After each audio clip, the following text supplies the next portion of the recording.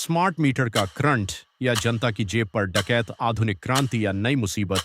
आज के डिजिटल युग में जहां सब कुछ स्मार्ट हो रहा है, smartphone, smart watch, smart city, वहीं अब हमारे घरों की दीवारों पर एक नया मेहमान आ चुका है, स्मार्ट बिजली मीटर। उत्तर प्रदेश से लेकर बिहार, दिल्ली और मध्य प्रदेश तक इन छोटे से दिखने वाले बॉक्स ने पूरे देश में एक ऐसी चिंगारी सुलगा दी है जो अब आंदोलन की आग बन चुकी है। हर गली नुक्कड़ पर एक ही चर्चा है, भाई, जब से नया मीटर लगा है बिल 2 गुना हो गया है। रात को 12 बजे रिचार्ज खत्म हुआ और अंधेरा हो गया। आखिर क्या है इस स्मार्ट मीटर का सच? क्या यह बिजली चोरी रोकने का हथियार है या बिजली कंपनियों के फायदे के लिए बनाया गया एक सॉफ्टवेयर घोटाला? आज हम इसकी तह तक जाएंगे। तकनीक को समझें। क्या है स्मार्ट मीटर? विवाद पर जाने से पहले यह समझना जरूरी है कि यह काम कैसे करता है। साधारण डिजिटल मीटर और स्मार्ट मीटर में सबसे बड़ा अंतर है कम्युनिकेशन का। एक, एएमआई, एडवांस्ड मीटरिंग इंफ्रास्ट्रक्चर। इसमें एक सिम कार्ड लगा होता है जो सीधे बिजली विभाग के कंट्रोल रूम से बात करता है। दो, कोई रीडर नहीं। अब किसी कर्मचारी को आपके घर आकर रीडिंग लेने की जरूरत नहीं। मीटर खुद ब खुद हर 15 मिनट में आपकी खपत का डेटा सर्वर पर भेज देता है। तीन, प्रीपेड और पोस्टपेड। यह आपके मोबाइल की तरह काम करता है। आप पहले पैसे डालें, फिर बिजली इस्तेमाल करें। विवाद का मुख्य केंद्र उत्तर प्रदेश का उदाहरण। उत्तर प्रदेश इस विवाद का सबसे बड़ा केंद्र बनकर उभरा है। यहां के विद्युत उपभोक्ता परिषद ने सरकार के सामने कई ऐसे चौंकाने वाले आंकड़े रखे हैं जिन्होंने विभाग की नींद उड़ा दी है। जनता के 5 सबसे बद्धे आरोप। एक, तेज रफ्तार, फास्ट पेस्ड रीडिंग।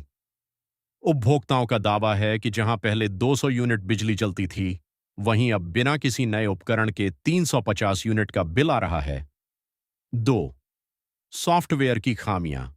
कई बार सर्वर में तकनीकी खराबी के कारण बिल हजारों लाखों में आ जाता है। तीन, प्रीपेड का डर। रात के समय या छुट्टियों के दिन रिचार्ज खत्म होने पर बिजली कटना किसी बुरे सपने जैसा है। चार, हिडन चार्जेस। लोगों का आरोप है कि मीटर में ऐसे चार्जेस जोड़े जा रहे हैं जिनकी जानकारी उन्हें नहीं दी गई। पांच, पुराने मीटरों की जब्ती। बिना उपभोक्ता की सहमति या संतुष्टि के पुराने सही चल रहे मीटरों को उखा दचकर स्मार्ट मीटर लगाना। तकनीकी सच। क्या मीटर वाकई तेज भागते हैं? अब बात करते हैं उस तकनीकी पहलू की जो बिजली विभाग हमें बताता है।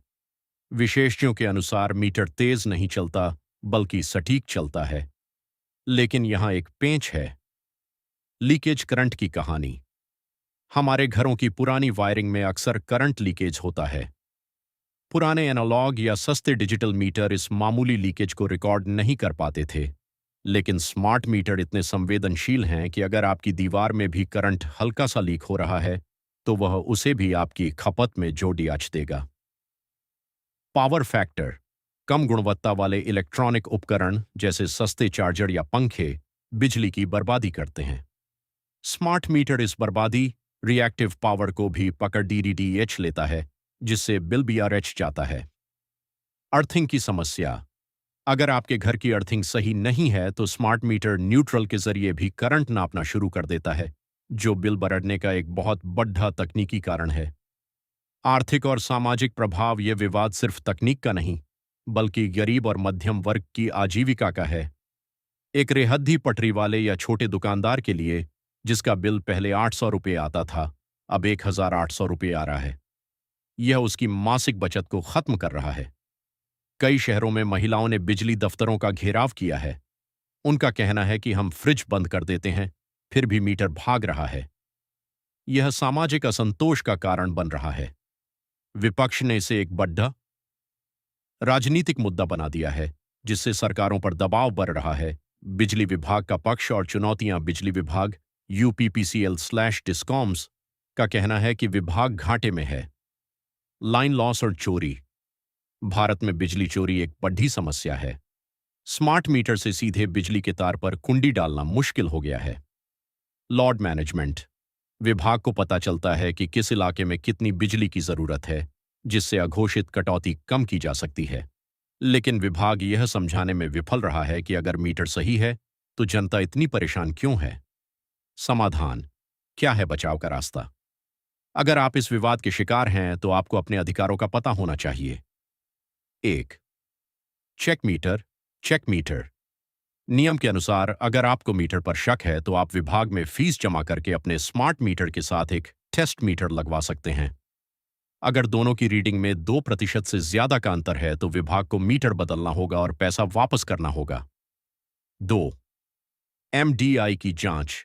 अपने बिल में मैक्सिमम डिमांड देखें।